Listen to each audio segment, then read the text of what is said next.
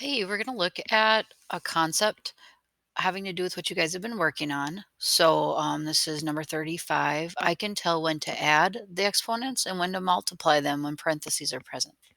So, it's possible that you have kind of memorized a rule that if I see parentheses, I for sure multiply. If I see a times, I for sure add. I want to just show you that, as I said before, math teachers are intrinsically evil. So about the time you get the hang of it, we start throwing new things at you. So just remember, math is a game and you're learning the rules. And we're looking at some really nuanced rules now. Okay, so we're going to start with what we've been working on. The first one is called power to a power. And that's when I say x to the fourth to the sixth power. And the question here is, do I multiply the exponents or do I add the exponents? Now, hopefully you said that we multiply the exponents. Okay, so what would be the answer? Would it be x to the 10th or x to the 24th? The correct answer is it's x to the 24th. All right. And that's because we're writing x to the fourth times x to the fourth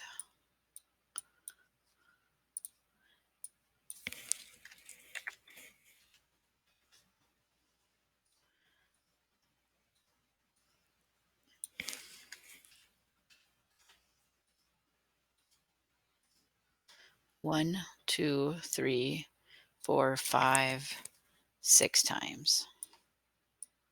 So that's how you end up with 24 of them.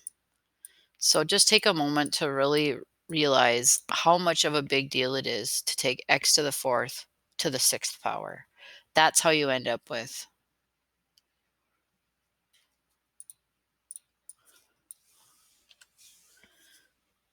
that's how you end up with 24 of these. You got 1, 2, 3, 4, 5, 6 of them. Okay, so that's why. That's why the shortcut is to multiply, but no one really wants to always write them out. So just a quick reminder on that. All right, so now if we just have x to the fourth times x to the sixth, suddenly that becomes not such a big deal. What do we do with those? Do we multiply the exponents or do we add them? Hopefully, you said that we add them. So this one, the answer is going to be what? Oops, that's awkward.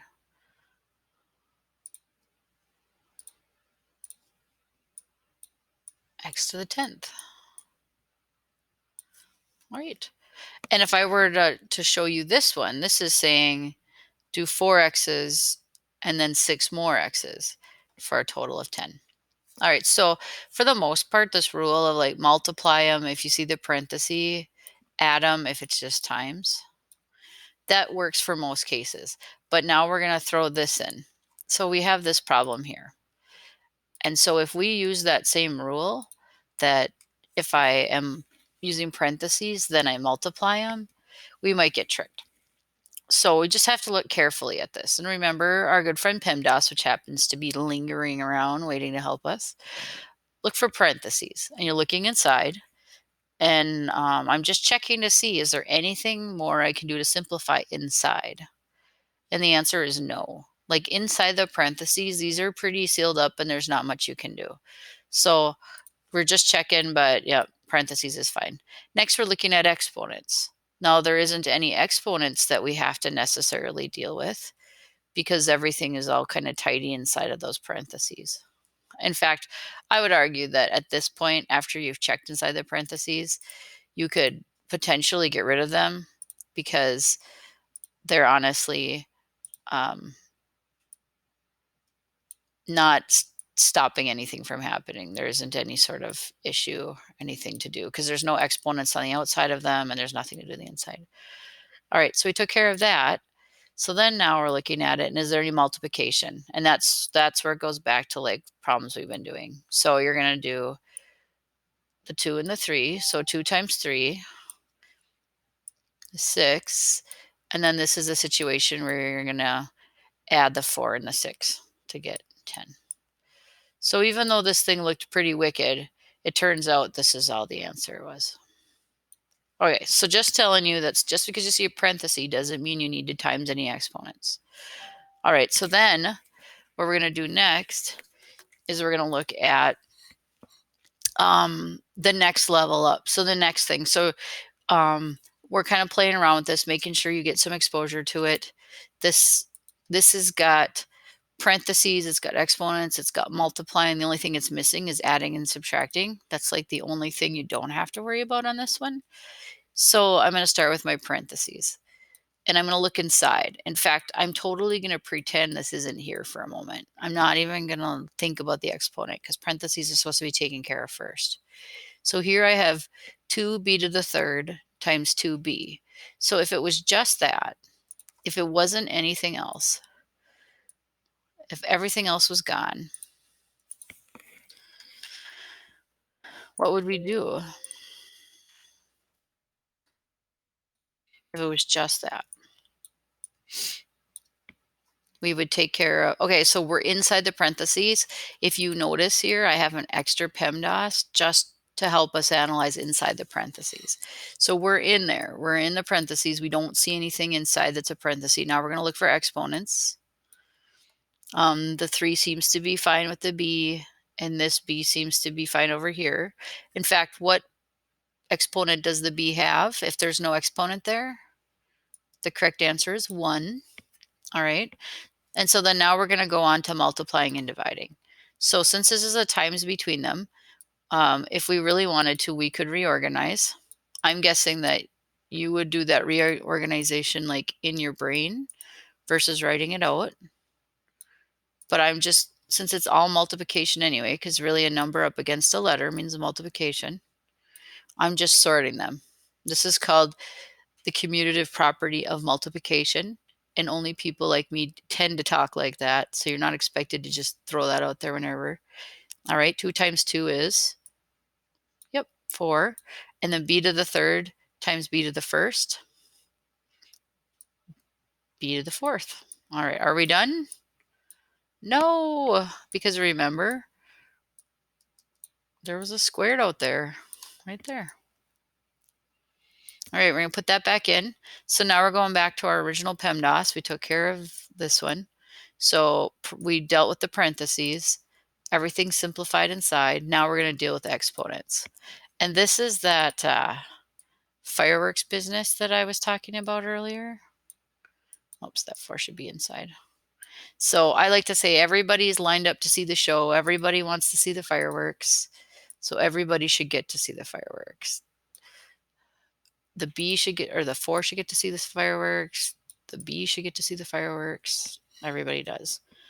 So you can definitely write it like this. 4 to the second. And then what do you do with the 4 and the 2? Is that b to the 6th or is that b to the 8th? The correct answer is it's b to the 8th. All right. And if we were doing this and we were using this to calculate something bigger, maybe a story problem, we might change that 4 squared. If you did, what is 4 squared? Is it 8 or is it 16? The correct answer is it's 16. So your final answer to this wild problem over here, this whole big problem, is 16b to the 8th. Okay, so we're doing the video just so I can walk you through it and take a look at it. This would definitely be one that we would do as a whole class in front. Okay, and then I have one more for you in this video. One more wild ride. I'm just going to steal this PEMDAS again.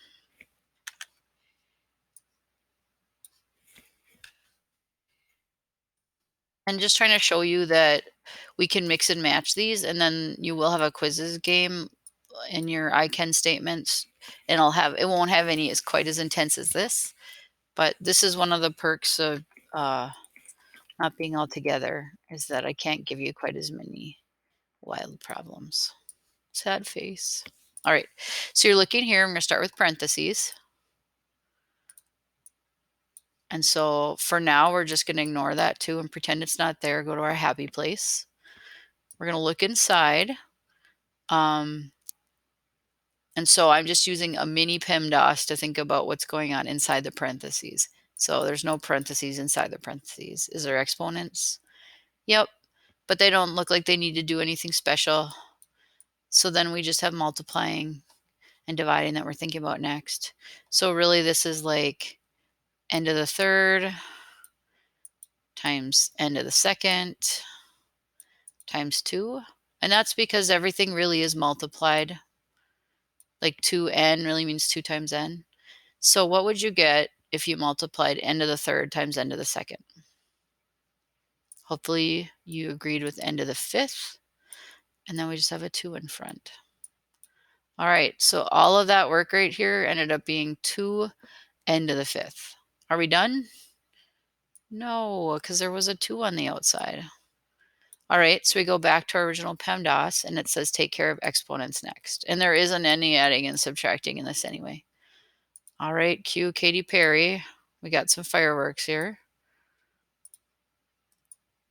Just remember that everybody's in line to see the fireworks, so everybody should get to see them. So which one is correct? Is it 2 n to the 10th? Or is it 2 to the second n to the 5th? Or is it 2 to the second n to the 10th? Which one of those is the correct answer? The correct answer is this one, because everybody gets it and these guys get multiplied. So these were incorrect. And now again, you could stop at 2 to the second n to the 10th, but what is 2 to the second power? 4. So just depends on where you're headed. If you were doing more math, they might ask you to keep going with that, but I'm also okay with you keeping it as 2 to the second n to the 10th. All right. Oh no, there's one more problem. I wasn't completely honest with you. There's a 5th problem. All right, one more to go. Okay, so we are going to bring in PEMDAS. Here it is. All right, so we're looking for parentheses. So this part out here, we're just going to ignore for a little bit. We're not going to worry about it. We're just going to worry about parentheses right now. So I'm looking inside my parentheses and I'm trying to decide. So I'm actually going to get a second copy of PEMDAS. I'm trying to decide if, hey, like, while I'm looking inside here, is there anything that needs to be done? And there isn't. But so there's nothing inside. But now I'm going to check out exponents. So we got a little fireworks going on here. So you're going to say 2 to what power? The second. X to what power? The fourth. All right. So then once you do that, the parentheses will drop. And then I can recopy this over here. There's definitely a couple schools of thought with this. Like at this point, you could then say, I better change that. So what is 2 squared? Hopefully you said 4. X to the fourth times 2x to the fourth. All right. So we got that set up. We've taken care of exponents. Now we're going to take care of multiplying and dividing. So 4 times 2 is, would you say 8 or would you say 6? Correct answer is 8. And then x to the fourth times x to the fourth. Is that x to the 8th or x to the 16th? The correct answer is x to the 8th. And that is it. All right, folks. All of these shenanigans right here, all they equal is 8x to the 8th. So that is some things that could happen when we start mixing and matching all of these rules together.